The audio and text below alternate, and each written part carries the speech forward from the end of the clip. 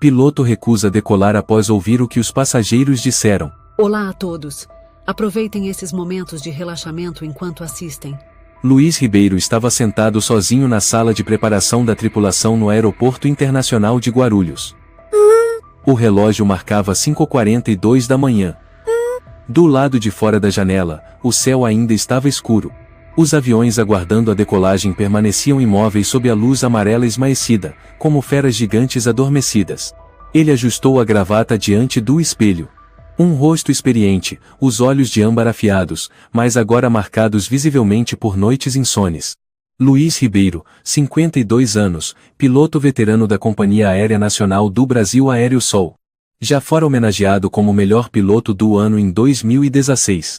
Mais de 18.000 horas de voo, sem um único acidente, sem nenhuma falha técnica atribuída à sua responsabilidade. Mas ninguém sabia que por trás daquele homem silencioso e impecável havia um coração sangrando. A maior dor de sua vida, uma dor que ninguém conseguia compreender, era a morte de sua única filha, Ana Ribeiro.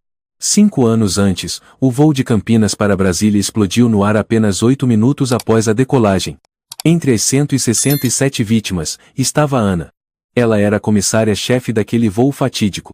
A investigação durou quase um ano, mas terminou nebulosamente, suspeita de terrorismo, mas sem provas suficientes, ninguém foi responsabilizado. Luiz implorou para participar da investigação, mas todos os esforços foram negados. O sistema judiciário conservador e as autoridades da aviação encerraram o caso como um acidente técnico de causa desconhecida. Só Luiz sabia que havia algo encoberto. E ele não conseguia esquecer um rosto. O rosto de um homem estranho presente no aeroporto de Campinas naquele dia. Alguém que Luiz viu brevemente em uma filmagem de segurança vazada durante a investigação. Um rosto magro, olhos afiados como lâminas, e uma tatuagem de caveira com serpente enrolada atrás da orelha direita. Aquele homem desapareceu depois da explosão. Um toque seco na porta o fez sobressaltar. Luiz. Posso entrar? Uma voz masculina veio do corredor. Ele abriu a porta. Era Inácio Souza, o copiloto do voo de hoje. Um homem 10 anos mais novo, bem-humorado, sempre com uma piada pronta, mas extremamente competente em técnica. Inácio piscou. São Paulo, Recife. Voo matinal, lotado. Esperemos que ninguém fique doido com o café e tente abrir a porta no meio do caminho. Luiz assentiu, forçando um sorriso leve. Vou cuidar do checklist. Os dois saíram, caminhando pelo corredor que levava à área da aeronave. Luiz suspirou fundo. Cada vez que entrava na cabine de comando era uma batalha interna. Ele amava sua profissão, mas suas feridas nunca cicatrizaram. Era tudo uma questão de resistência. O voo de hoje era o AS 294. Um Airbus A320-200, lotado, em sua maioria passageiros domésticos, alguns estrangeiros. Era verão, então havia muitas crianças, mochilas de viagem, e uma agitação constante desde o embarque. Luiz e Inácio realizaram os procedimentos padrão.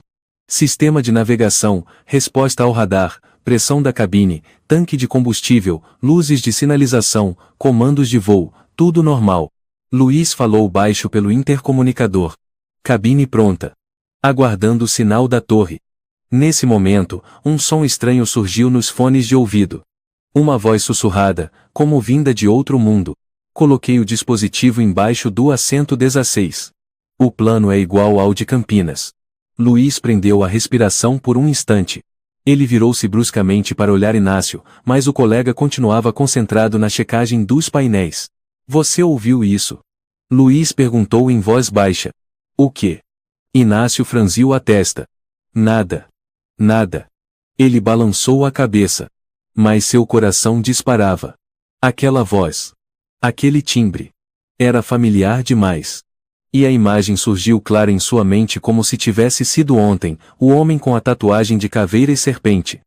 A voz dele era grave, rouca, com uma vibração inconfundível. Não havia como confundir. Luiz se levantou. Caminhou lentamente pelo corredor da cabine de passageiros. Seus olhos varriam rapidamente cada rosto, cada fileira. Quando chegou ao assento 16 parou. Sentado ali estava um homem alto e magro, usando um casaco de manga comprida apesar do calor. Seu rosto era frio como pedra. Ele não olhou para Luiz, apenas encarava o relógio no pulso. Luiz se abaixou fingindo verificar a sacola de segurança sob o assento 16. Naquele breve momento, conseguiu observar. A manga direita do casaco do homem subiu alguns centímetros, revelando uma linha de tinta preta rente à pele. Luiz voltou para a cabine de comando. Inácio, disse ele com a voz tensa como um fio esticado, proponho adiar a decolagem. Possível falha técnica. Inácio franziu o senho. Você tem certeza? Todos os sistemas estão normais. Eu assumo a responsabilidade. Sem esperar resposta, Luiz pegou o rádio e contatou a torre de controle. Às 294. Solicito adiamento da decolagem. Motivo: verificação técnica adicional. A resposta da torre veio com certa hesitação, mas foi positiva. O voo foi suspenso. Os passageiros começaram a se agitar. Que diabos é isso? Vamos ser atrasados? Tenho uma reunião às 9 horas. Uma jovem chamada Marina Duarte, sentada perto da janela na fileira 15, começou a transmitir ao vivo nas redes sociais. Mais uma manhã infernal com a aerossol. O piloto anunciou atraso por problema técnico. Ou seja, nada concreto. Estou gravando tudo. A tripulação começou a perder a paciência. A comissária-chefe Carla Ferreira, uma mulher séria de meia idade, entrou na cabine. Luiz, o que está acontecendo? Os passageiros estão irritados. Você tem alguma prova desse problema? Luiz balançou a cabeça. Não há evidência concreta. É só um pressentimento. Pressentimento. Carla arregalou os olhos. Você só pode estar brincando. Luiz a encarou, o olhar firme como aço. Eu assumo a responsabilidade. Nas redes sociais, a hashtag Luiz Seminoção começou a ganhar força. Um passageiro de cabelo cacheado, cidadão marroquino, levantou-se furioso da fileira 17. Isso é racismo descarado. Não somos terroristas. Também temos direito de voar como qualquer branco. Luiz não respondeu. Mas cada palavra, cada olhar de raiva caía sobre ele como uma chuva de granizo. Outro passageiro, Tomás Silveira, bancário, sacou o celular e começou a filmar. Este é o homem que está nos prendendo aqui. Um velho obcecado pelo passado. Luiz sentiu o peito apertar. Mas não vacilou. Aquela tatuagem, aquela voz. Não podiam ser coincidência. Enquanto isso, na torre de controle, a supervisora Paula Santana falava irritada pelo rádio. Às 294, esta é a terceira vez no mês que o comandante Ribeiro adia a decolagem por intuição. Não me faça redigir outro relatório. Inácio virou-se. Luiz, eu sei o que você passou. Mas temos que nos basear em dados técnicos, não em sentimentos. Luiz respondeu baixinho, como num sussurro final. Eu não posso repetir o erro do passado. O avião ficou em absoluto silêncio. Nos olhos dele, a imagem de Ana voltou, cabelos loiros cacheados, sorriso radiante, e a última vez em que ela entrou no aeroporto de Campinas, 5 anos atrás, e nunca mais voltou. O burburinho na cabine de passageiros aumentava a cada minuto. Algumas pessoas começaram a se levantar, formando pequenos grupos, discutindo, gravando vídeos, fazendo lives e até gritando. Vozes se entrelaçavam no ar pesado como pólvora. Isso é uma irresponsabilidade total. Quem deu a ele o direito de fazer isso? Estamos sendo feitos de reféns. Luiz permanecia imóvel na cabine de comando, ouvindo apenas as batidas descompassadas do próprio coração. Inácio entrou depois de conversar com a comissária Carla. Ele puxou a cadeira e sentou-se pesadamente, suspirando. Estamos virando o centro das atenções da mídia, Luiz. Eu sei, respondeu Luiz. Ainda com o olhar fixo na pista ao longe. Eu assumo a responsabilidade. Inácio encarou, desta vez sem zombaria, mas com preocupação genuína. Só me diga o que viu. Luiz hesitou por alguns segundos. Decidiu falar, num tom baixo, como se temesse ser escutado. Eu ouvi uma voz. Pelo headset, ou vinda de algum lugar próximo à cabine. A voz dizia que colocou um dispositivo embaixo do assento 16. E mencionou Campinas. Inácio endireitou a postura. Campinas? Você está falando da explosão de 5 anos atrás. Sim. Luiz, talvez você tenha imaginado isso. Já pensou que pode ter sido só uma alucinação auditiva? Luiz virou-se bruscamente, seus olhos parecendo perfurar a alma de Inácio. Você acha que eu estou louco? Não. O que eu quis dizer é... Inácio se atrapalhou. Estou preocupado com você. Sabemos o quanto o caso de Campinas te afetou. Mas agora você está se colocando numa situação muito arriscada. Luiz não respondeu. Levantou-se e saiu da cabine.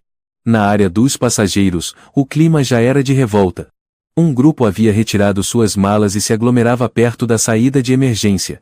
Algumas pessoas batiam na porta da cabine, exigindo falar com o comandante. A comissária-chefe Carla suava tentando conter a desordem. Por favor, senhores passageiros, informaremos assim que possível. Pedimos que retornem aos seus assentos. Luiz surgiu, olhando diretamente para a fileira 16. O homem sentado ali, aquele que ele suspeitava ser o responsável, permanecia inerte. Não participava da confusão. Nenhuma expressão de raiva. Nem curiosidade. Nem medo. Luiz sussurrou para Carla. Coloque um comissário homem próximo ao assento 16. Sem explicações. Apenas observe. Carla lançou-lhe um olhar desconfiado, mas não contestou. Luiz, estou perdendo o controle aqui. E se isso for só um susto sem fundamento, você sabe quais serão as consequências. Eu sei. Apenas faça. Um comissário jovem, chamado Estevão Silva, aproximou-se discretamente, fingindo verificar o compartimento de bagagem superior, e então sentou-se temporariamente no assento 16 e... Ele observava cuidadosamente o homem no 16 que... Luiz retornou à cabine. No celular, as redes sociais ferviam. Um vídeo viralizava, mostrando Luiz passando pela fileira 16, sendo interpelado por um passageiro que gritava: "Você está mirando num árabe. Você é racista." No vídeo, Luiz não responde, apenas segue em silêncio, e isso logo foi rotulado como o silêncio assustador de um homem poderoso que age sem supervisão.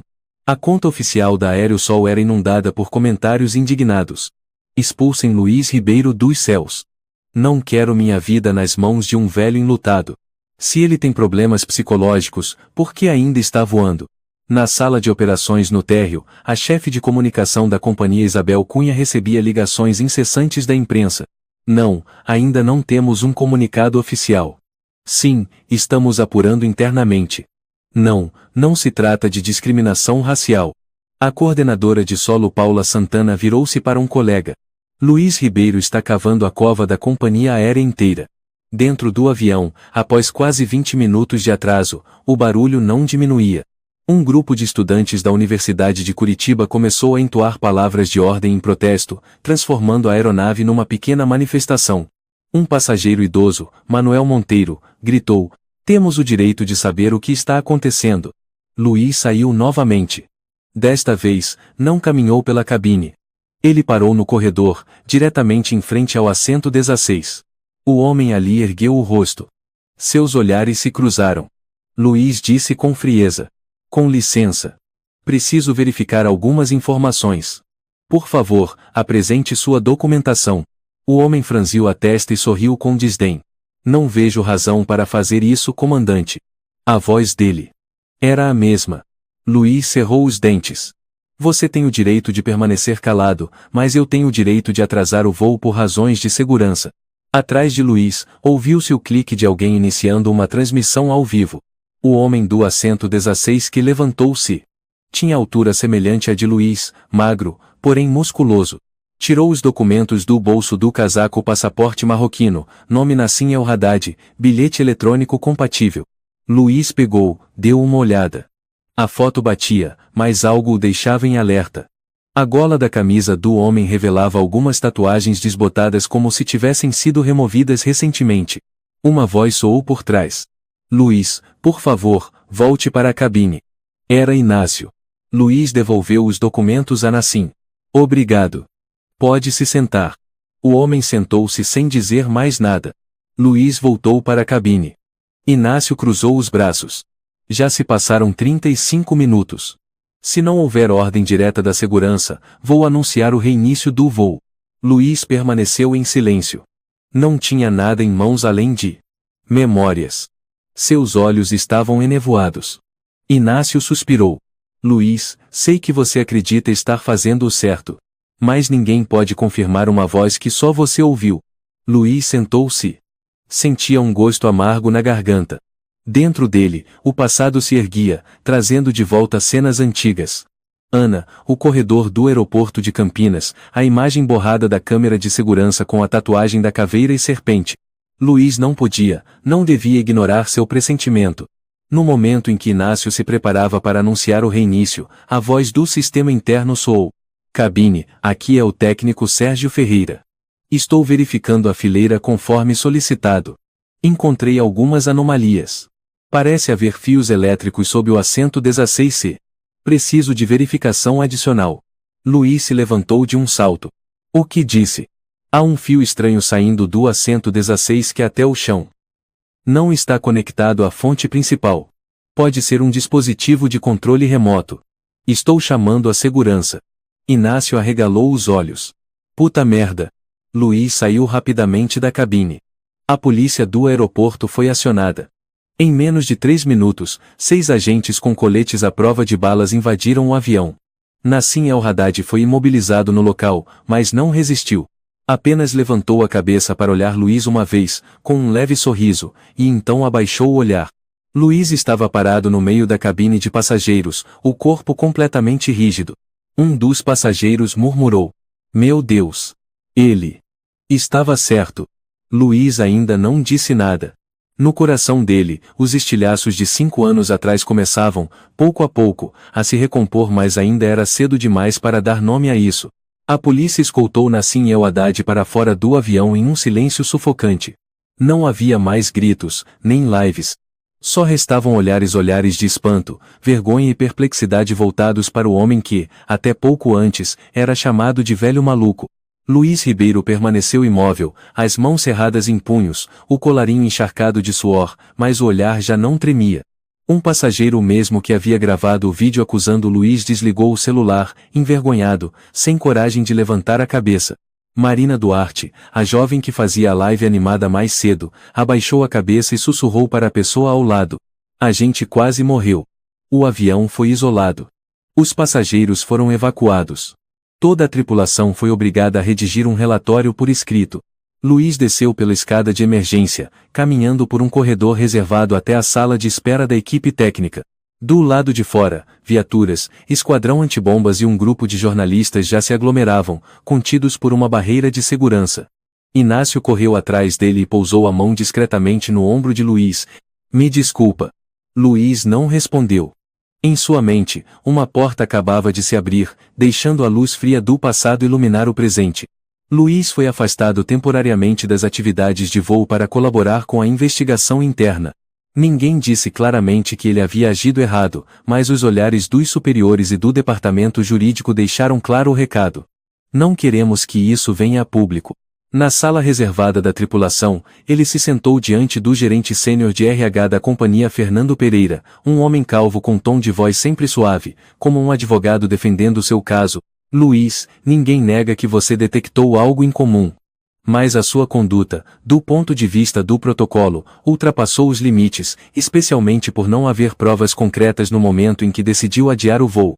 Luiz assentiu lentamente. Você sabe quem eu perdi no caso Campinas, não sabe? Fernando hesitou e depois respondeu. Eu sei. Ana Ribeiro. Uma grande perda. Eu não podia permitir que aquilo acontecesse de novo. Fernando suspirou e tirou uma pasta de couro da maleta. Você será afastado das funções de voo por 30 dias, para uma investigação completa. Recomendamos que aproveite para descansar. Todos os detalhes técnicos serão revisados e compartilhados com a polícia. Luiz fechou os olhos. Na escuridão, a imagem de Ana retornou.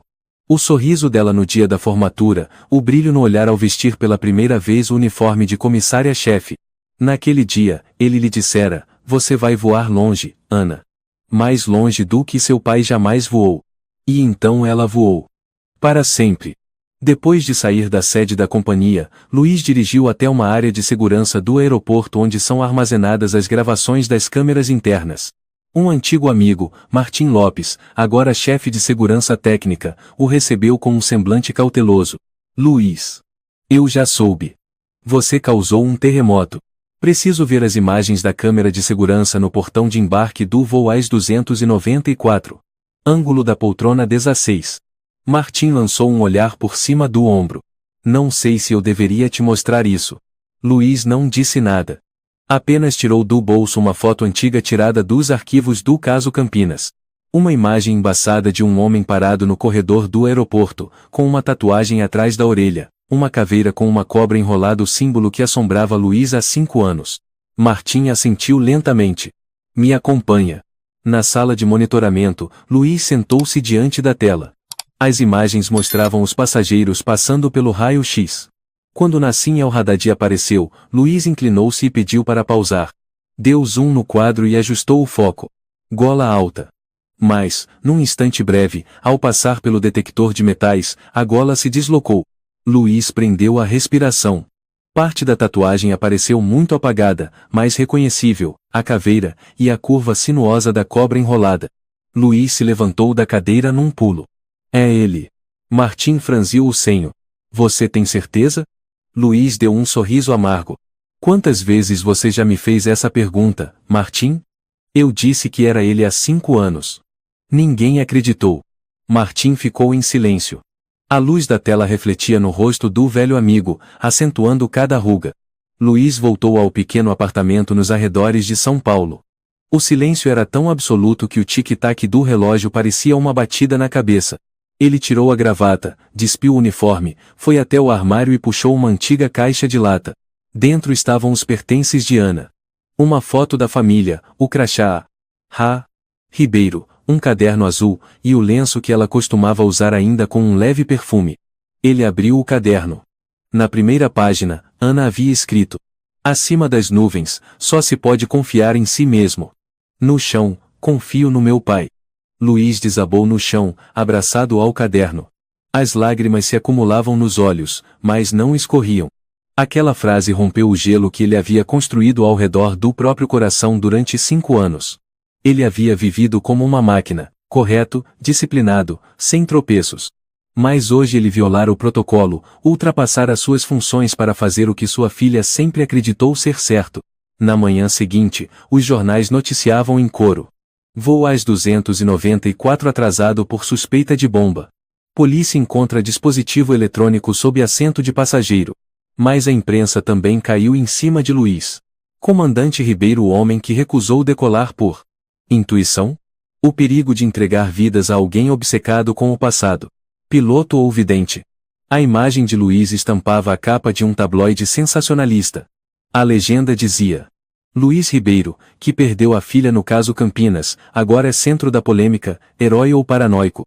Ele estava em uma pequena cafeteria perto de casa. O atendente, um rapaz chamado Carlos Lima, ao reconhecê-lo, se aproximou timidamente. O senhor é o Luiz Ribeiro, não é? Luiz levantou os olhos. Carlos ficou vermelho, abaixou a cabeça. Eu sinto muito pelo que estão dizendo. Meu tio é controlador de tráfego aéreo. Ele disse que, se não fosse pelo senhor, aquele voo não teria voltado. Luiz assentiu levemente, ainda com o olhar perdido na paisagem além da janela. O céu estava claro, mas dentro dele, as nuvens ainda eram densas. O preço de fazer o que é certo, às vezes, é ser abandonado por todo o mundo. À tarde, Luiz recebeu uma ligação do filho Miguel Ribeiro, professor do ensino médio em Porto Alegre. Pai, o senhor está bem? Ainda estou vivo. Respondeu Luiz. Com secura. Miguel ficou em silêncio por alguns segundos e então falou, em tom baixo, como se temesse que o vento levasse suas palavras. Na escola, me chamaram de filho do lunático. Eu quase dei um soco na cara dele. Luiz fechou os olhos, soltou um longo suspiro. Não vale a pena. Não, pai, o senhor não entende. Eles acham que o senhor está obcecado, que destruiu uma companhia aérea, mas eu sei que o senhor não fez isso por si mesmo. Luiz sentiu um nó na garganta, incapaz de responder. Me desculpa por ter culpado o senhor no passado. Por viver preso à dor. Mas hoje eu sinto orgulho.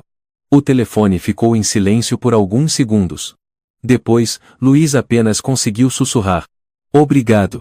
Ele desligou, mas a tela permaneceu acesa refletindo seu rosto, envelhecido, cansado, e pela primeira vez em muitos anos, um pouco mais leve.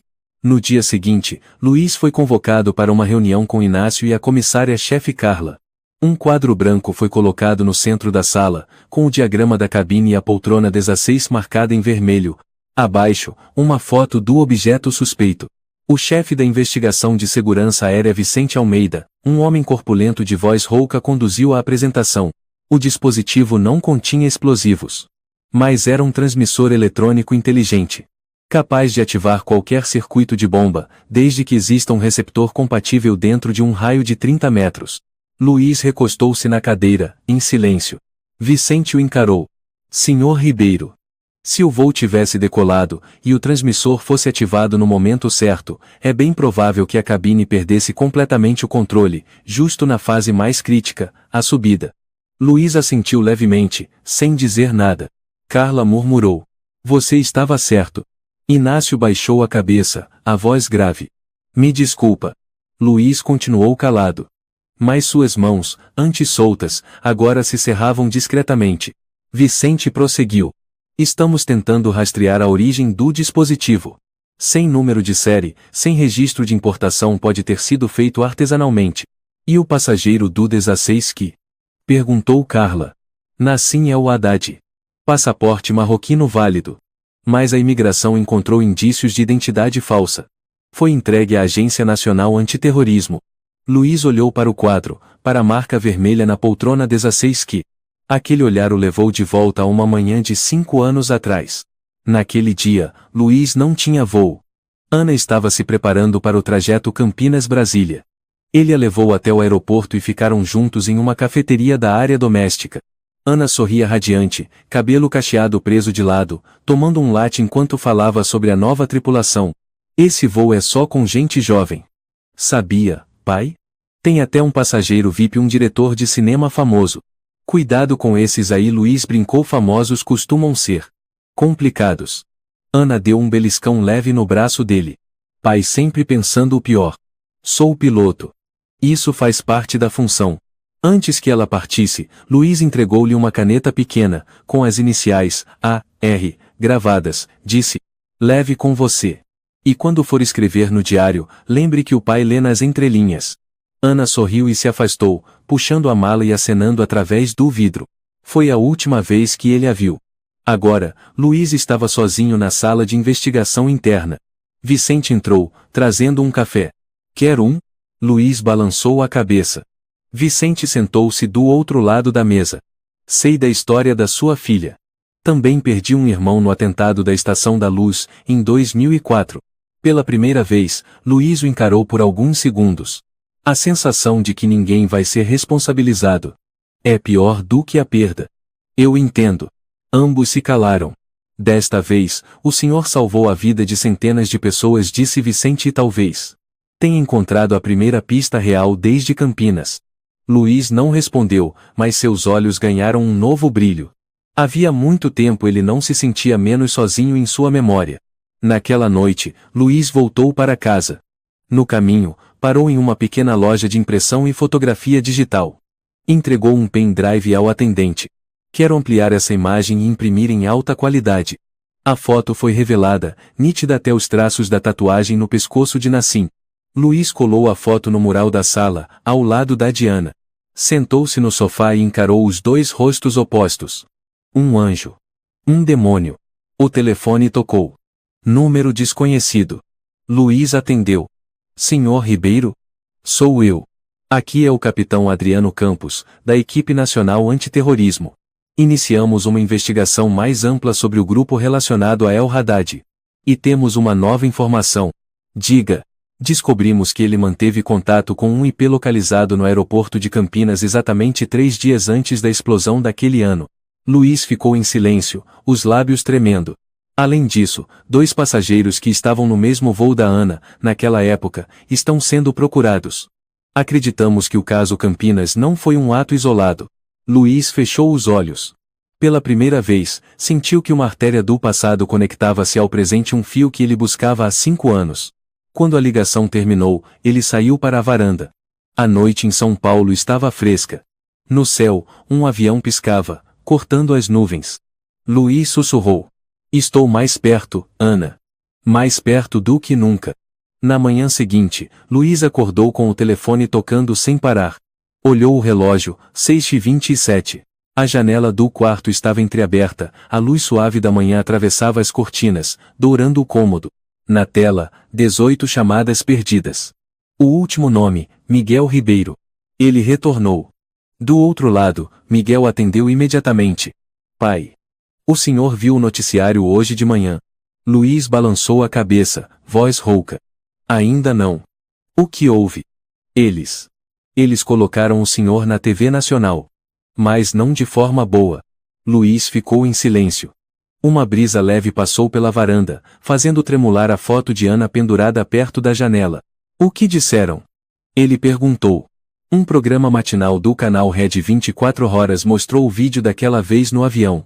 A parte em que o senhor interroga o passageiro árabe. Cortaram justo quando o senhor não fala nada e puseram psicólogos para analisar. Analisar o quê? Disseram que o senhor apresenta sinais de paranoia pós-traumática. Que agiu com base emocional, fora dos padrões. Um jornalista chegou a chamar o senhor de velho com complexo de Salvador. Luiz fechou os olhos. Não era surpresa. Só que agora, o julgamento público vinha como uma enxurrada. Ele ligou o laptop e acessou as principais manchetes. Folha da Aviação. Luiz Ribeiro de herói da aviação à obsessão dos aeroportos. Correio Nacional. Por que um piloto que perdeu a filha ainda tem permissão para voar? A notícia. Nassim El Haddad ainda é apenas suspeito. Houve abuso de poder por parte de Luiz Ribeiro? Em um talk show noturno, exibiram a entrevista rápida com um passageiro. Acho que ele precisa de ajuda.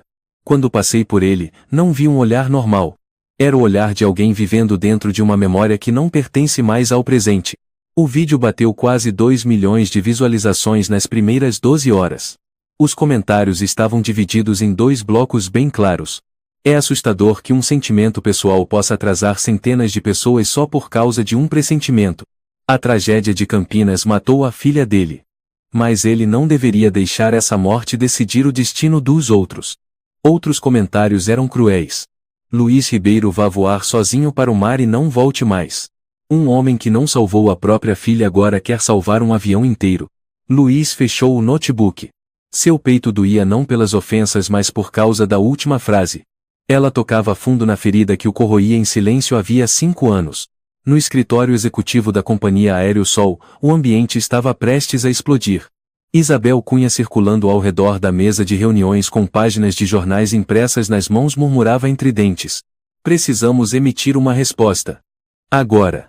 Imediatamente. O vice-diretor executivo, Rafael Tavares, alisava o cabelo com o rosto tenso como um fio esticado. Não podemos mais defender o Luiz. A pressão da mídia é insustentável. O conselho de acionistas exige ação. Um jovem assistente se intrometeu. Podemos declarar que a atitude do comandante Ribeiro, embora fora do protocolo, salvou. Cale a boca. Rafael o interrompeu. Se a polícia ainda não confirmou oficialmente que foi uma tentativa de terrorismo, não podemos afirmar que ele estava certo. Isabel rosnou. Estamos falando de um homem com 18 horas de voo, condecorado nacionalmente pelos serviços à aviação. E também de alguém que enviou 3 cartas solicitando reabertura do caso da filha sem sucesso. Rafael rebateu: ele tem um histórico instável. O silêncio tomou conta da sala. Após alguns segundos Rafael anunciou como se estivesse emitindo uma ordem. Redijam um comunicado à imprensa. Suspensão temporária de 90 dias para o comandante Ribeiro. Motivo: avaliação de saúde ocupacional. Evitem usar palavras como psicológico ou crise. Isabel o encarou firme, depois disse: vocês estão errados. Estamos protegendo a marca. Respondeu ele. Luiz recebeu o comunicado à tarde. Um envelope fino, deixado por um entregador. Dentro, uma folha 4 com carimbo vermelho. Suspensão temporária do comandante Luiz Ribeiro pelo período de 90 dias para fins de avaliação periódica de saúde ocupacional, conforme artigo 12 do Regulamento Interno da Aéreo Sol. Ele dobrou o papel com calma e o guardou na gaveta. Sobre a mesa, um pequeno livro de capa azul permanecia aberto, um manual de ética para pilotos ao qual ele havia escrito o prefácio anos antes. Luiz encarou a capa por um longo tempo, depois empurrou o livro alguns centímetros para longe, como quem tenta afastá-lo da mente. Naquela noite, dirigiu até a periferia, até um bar antigo chamado o Falcão, reduto de veteranos da aviação.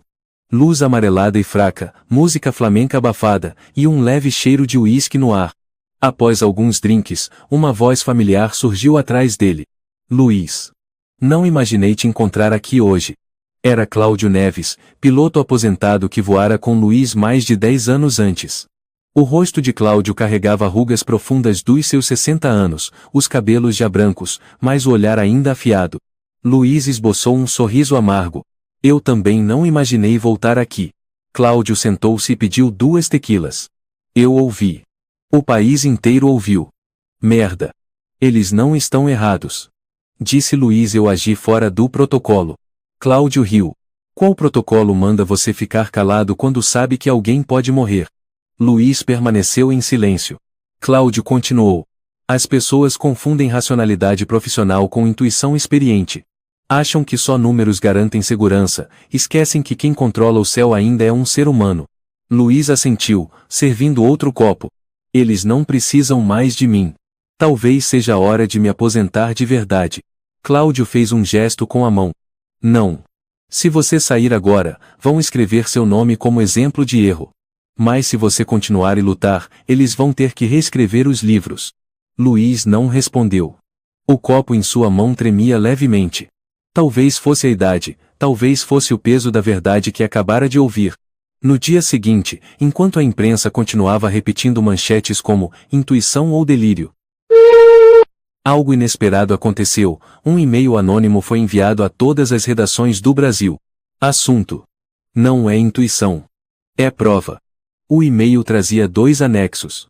Uma imagem da câmera de segurança mostrando Nassim El-Haddad no aeroporto de São Paulo, com a tatuagem claramente visível atrás da orelha, e outra imagem retirada do inquérito de 2020, o mesmo homem perto do portão de embarque em Campinas, com a tatuagem de caveira com serpente enrolada. Em apenas 4 horas, diversos sites noticiavam. Luiz Ribeiro estava certo. Tatuagem bate com suspeito de Campinas. Documento vazado revela ligação entre o passageiro 16 e explosão de 2020. Luiz leu as notícias em silêncio. Não compartilhou. Não comentou. Não ligou para ninguém. Apenas pegou a foto de Ana sobre a mesa, limpou a fina camada de poeira e a reposicionou cuidadosamente no ângulo de sempre. 30 dias após ser detido, Nassim El-Haddad escapou da prisão. A primeira notícia vazou por uma fonte interna do Ministério da Justiça e Segurança Pública. Ele aproveitou um pequeno incêndio na cozinha da prisão provisória em Ribeirão Preto, usou uma lâmina escondida no sapato para serrar as grades e desapareceu antes que as câmeras de segurança voltassem a funcionar. 2 agentes penitenciários estavam sendo investigados por falha operacional. No dia em que Nassim desapareceu, Luiz havia acabado de retornar de Porto Alegre, onde visitara o filho Miguel. Na tela da TV do hotel, o rosto dele apareceu magro, olhos frios, com a legenda em vermelho piscando. Suspeito de terrorismo foge da prisão. Alerta Nacional de Segurança. Luiz ficou paralisado. Sentiu o coração despencar num abismo sem fundo. Ele escapou. Ele estava vivo. E voltaria. Luiz sabia não porque era o denunciante, mas por causa de Ana. Porque Nassim sabia que Luiz era o único que o identificou entre a multidão anônima. Agora os dois, como polos de uma corrente elétrica, estavam conectados, sem volta. Na noite seguinte, Luiz recebeu uma encomenda sem remetente entregue em sua casa. Dentro, havia apenas um objeto, a caneta com as iniciais A.R., o presente que ele havia dado à filha antes do último voo. Luiz caiu de joelhos no chão, os dedos apertando a caneta com tanta força que sangrou. Na parede em frente, a foto de Ana. Seus olhos pareciam olhar para ele, sem censura, sem tristeza. Apenas esperando. Como se ela ainda estivesse em algum lugar entre os 2 mundos, esperando que ele terminasse o que ficou pendente. Luiz não chamou a polícia. Sabia que estava sendo vigiado. E sabia, também, que se quisesse pôr fim a tudo isso, teria que ir até o fim por conta própria. 3 dias depois, ele recebeu uma mensagem anônima, com apenas uma linha. Se quiser saber por que Ana teve que morrer, vá ao porão número 6, antigo depósito, aeroporto de Campinas. Sozinho. Luiz não se surpreendeu. Nassim o estava conduzindo de volta ao ponto de partida. A explosão de anos atrás, ao voo maldito. Dirigiu a noite inteira até Campinas. Deixou para trás a São Paulo barulhenta e cruzou a Serra Silenciosa, sob um céu salpicado de nuvens. Ao chegar ao aeroporto, estacionou na área residencial, caminhou por trilhas antigas usadas por técnicos no passado. Já havia decolado e pousado ali centenas de vezes cada tijolo, cada canto escuro carregava memórias. O porão número 6 era um armazém abandonado. As luzes do corredor oscilavam. O ar tinha cheiro de mofo, as paredes cobertas de musgo e manchas. Luiz andava devagar, segurando firme uma lanterna escondida no bolso do casaco. Um som leve surgiu atrás dele. Quando se virou, Nassim já estava lá. Ele não tinha arma. Apenas os braços cruzados, os olhos brilhando como os de uma fera selvagem no escuro. Veio sozinho, disse ele, a voz grave como um deslizamento de terra. Luiz não respondeu. Seu olhar cravado na tatuagem agora visível a caveira com a serpente enrolada, sem mais disfarces. A caneta era da minha filha, disse ele, em voz baixa. Nassim inclinou a cabeça. E Ana morreu porque o pai dela não soube calar na hora certa. Aquela frase foi como uma lâmina entrando direto no peito de Luiz. Ele deu um passo à frente. Ela era inocente. Ninguém é inocente quando está num avião que eu escolho. Ele respondeu com um sorriso frio. Mas ela foi um dano colateral. Já o senhor é a ameaça. Luiz cerrou os punhos, os lábios pressionados com força. Por que eu te reconheci? Porque o senhor se lembra. Nassim avançou, cada passo como se pisasse em fios prestes a explodir. Milhares me viram. Mas só o senhor repetiu meu rosto na cabeça por 5 anos. Isso o torna mais perigoso que a própria polícia. E agora o que pretende fazer? Perguntou Luiz, sem mais tremor na voz. Só havia fogo. Nassim estendeu o braço para trás e assobiou baixo. Das sombras ao redor do porão, 5 homens surgiram vestidos de cinza, cabeças raspadas, olhares frios como aço. Um deles segurava uma pequena câmera, como se estivessem prestes a gravar uma declaração final. Nós não somos uma organização terrorista como vocês pensam, disse Nassim. Nós somos a sentença. Luiz riu. Seco. Nassim se aproximou até ficar frente a frente. Eu vou matar o senhor. Mas antes disso, quero que saiba que a morte da Ana veio de mim. O senhor tem boa visão para um velho. Mas mesmo assim, não conseguiu fazer nada. O olhar de Luiz brilhou. Você já disse isso. Respondeu ele. Não deveria repetir as últimas palavras. Em um instante, ele puxou da manga um transmissor do tipo usado por controladores de tráfego aéreo e apertou o botão vermelho. Em 3 segundos, ouviu-se um clique acima de suas cabeças. As luzes de holofote se acenderam. A porta de ferro se fechou com estrondo. Uma equipe tática invadiu o local. Nassim tentou reagir, mas era tarde demais. Uma bala de borracha atingiu seu ombro. Os outros foram rendidos em menos de 10 segundos. Luiz continuava parado sob a luz, sem se mover. Inácio se aproximou, vestia colete tático, o rosto suado. Você veio sozinho. Arfou. Quem você pensa que é? Luiz soltou o ar devagar, com um leve sorriso. Alguém disposto a arriscar tudo para encontrar a verdade. Enquanto Nassim era arrastado, seus olhos não se desviavam de Luiz. Não havia mais desprezo. Nem sorriso. Apenas uma palavra murmurada entre os dentes. Maldito velho. No dia seguinte, Luiz foi convocado à sede do governo regional de São Paulo. Ninguém havia informado o conteúdo da reunião. Ao chegar, encontrou apenas uma pessoa esperando. A ministra da Justiça e Segurança Pública Estela Carvalho, mulher poderosa, conhecida por sua rigidez e aversão à imprensa. Ela se levantou para apertar sua mão, o olhar neutro, mas carregando respeito. Comandante Ribeiro. Eu não vou pedir desculpas pelo sistema. Mas vou agradecer por ter agido quando tantos escolheram o silêncio. Luiz inclinou levemente a cabeça. Eu não agi para ser agradecido. Eu sei. Disse ela. Estela abriu uma pasta. A polícia formalizou a acusação contra Rafik Ben Said, verdadeiro nome de Nassim Al-Haddad, pelos crimes de conspiração terrorista, sabotagem de transporte nacional e uso de documentos falsos em rede organizada. Há acusações relacionadas a Campinas? Estela fez uma pausa. O caso foi reaberto. Luiz sentiu um calor invadir o peito. Estela continuou. Não podemos apagar a sua perda. Mas podemos reconhecer a verdade. Sobre a mesa estava um convite para a cerimônia de condecoração da aviação civil. Luiz o encarou por longos instantes. Ainda não estou pronto. Eu também não. Mas o país está. Respondeu Estela. Ao sair do prédio, o sol de São Paulo era suave. Uma brisa balançava as folhas dos salgueiros à beira da calçada. Ele ergueu os olhos para o céu, aquele que por tanto tempo o assombrou e que agora começava a se tornar, de novo, um lugar ao qual ele pertencia. Nos dias seguintes, o céu se manteve limpo. O sol dourava as margaridas selvagens ao longo dos muros. Luís já não contava os dias. Apenas vivia no silêncio. Uma parte dele aceitara ser apenas uma sombra, afastando-se do céu, o céu que um dia fora sua vida inteira. Uma batida suave no portão. Luís se levantou. Um rapaz de aparência gentil, expressão tímida, segurava um envelope pardo. Bom dia. O senhor é Luís Ribeiro? Sou eu. O jovem se curvou ligeiramente, entregando o envelope. Sou Carlos, funcionário de uma transportadora especial. Este é um envelope pessoal, entregue a pedido de um remetente anônimo. Luís abriu o envelope. Dentro, havia uma carta escrita à mão, em papel florido antigo. A caligrafia era inclinada, um pouco trêmula, mas cuidadosa. Senhor Ribeiro. Sou Maria Oliveira, passageira do assento 12A no voo AS 294. Quando o senhor adiou o voo, eu o chamei de velho louco. Peço desculpas.